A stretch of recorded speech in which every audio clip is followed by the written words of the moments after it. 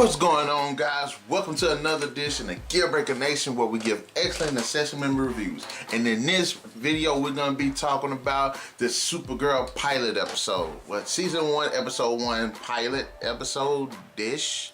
Anyways, guys, the episode starts off where Krypton is in its last moments, and Kal-El and Kara are about to get whisked away to safety of Earth, if you can call Earth safe. But anyway, Kal-El ends up leaving, and then Kara ends up leaving after this great drawn out, moment with her mom and her father. So she ends up getting sent off, but Krypton ends up exploding, and during the explosion, it knocks her spacecraft off course. So she ends up going to the Phantom Zone. Okay, she ends up escaping 24 years later and makes it to Earth, and of course, by this time, Kal-El is grown up to be Superman. So Superman ends up rescuing her and takes her to this family called the Danvers, who end up adopting her. They know about Superman, they know about his powers, they know about Kara, so there's that. So Kara's been on the planet for 12 years. At this point, she moves to National City, which I've never heard of before. But anyway, she moves to National City. She ends up getting a job that's kind of like Clark's, where she's like getting a newspaper, media-ish business. And she works under this boss named Cat Grant. I like Cat Grant. I like how she was introduced. She does seem like she's stuck up, but she feels like she's one of those, she's what I would consider one of those definitive women that would be like a strong female business type woman. She could be a douchebag at times, but she actually got some sense behind the things that she says and she does. Besides the things that she does. So anyways, Alex and Kara have this talk at the apartment, and she says she doesn't feel like she's fulfilled in life, that she's like there's a bigger and deeper purpose. And then they see, Kara's on this date with this douchebag. I think he dipped out on her and everything. So I was like, man, dude, that's kind of crazy. But it's kind of justified because she's kind of weirdish, like stalkerish, weirdish with that person. Her personality was kind of weird, the way she kind of put herself off. I probably would have dipped out on her too, but I don't know. But anyway, so she ends up seeing on the news that the plane that her sister Alex was taking was about to crash. So she takes off, and she does this really badass sequence where she's like running down this freaking this alleyway trying to fly. I wish it would have been a little bit drawn out more, because she jumped like twice. I wish it was at least 3 times. I'd have been like, okay. Kind of like that part in Hancock where he was trying to get away from old girl so that way he could start flying again. He jumped like a few times, then he flew away. So I was like, I wish it had been a little bit more of that. So she ends up flying, she catches the plane. She's like, sweet. And then next thing you know, the plane's about to crash into the bridge. Then she like maneuvers the plane to go through the bridge, and it lands it into the water. And then she does this really cool thing where she like gets up out the water, stands on the wing, and it's like she's announcing herself to the world. And it's pretty cool because she's like awesome. And I was like, okay, freaking awesome.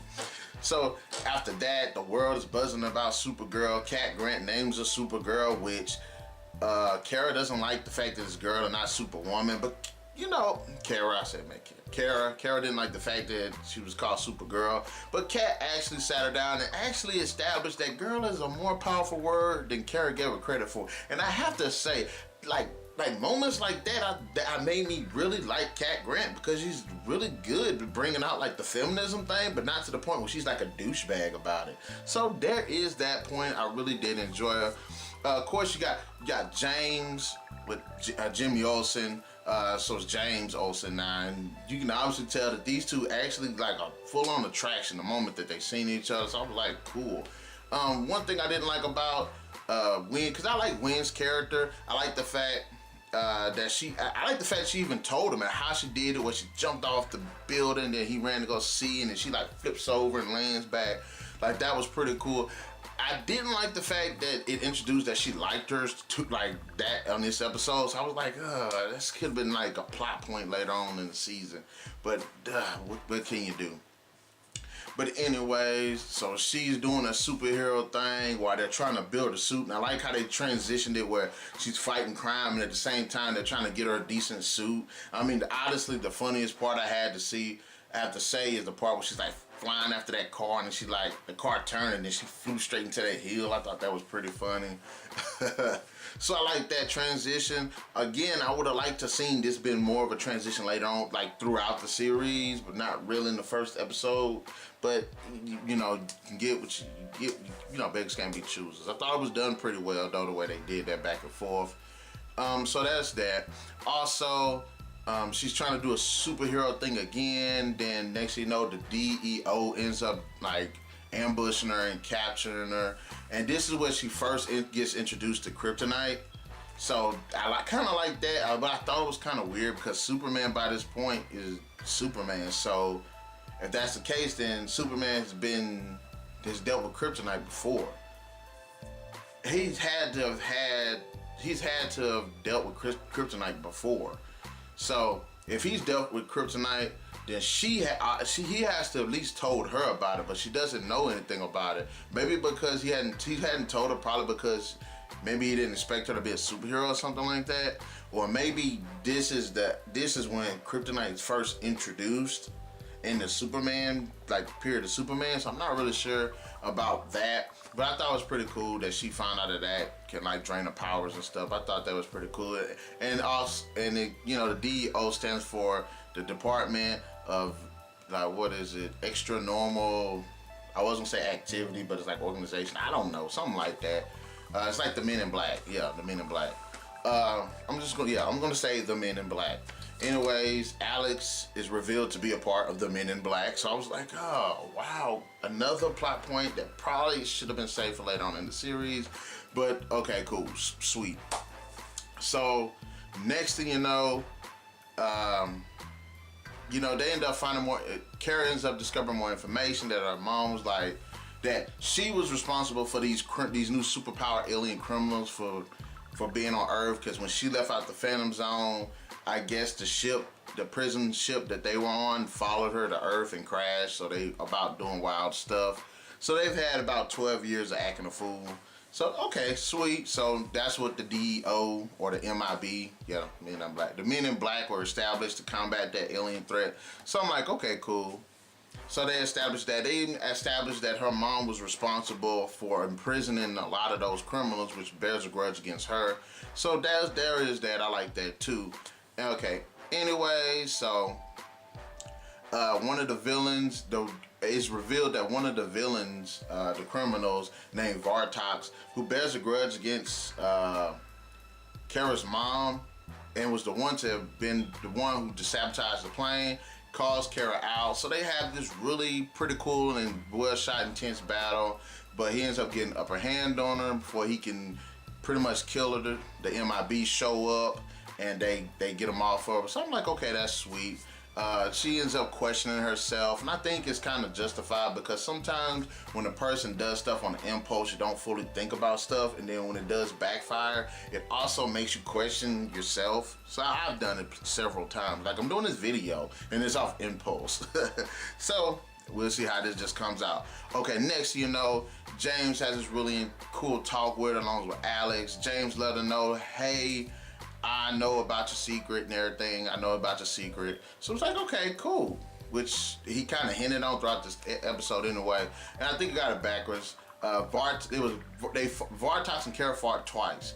He told her secret after the second fight. Okay, so the second fight, she goes after Vartox, who's about to blow up the city.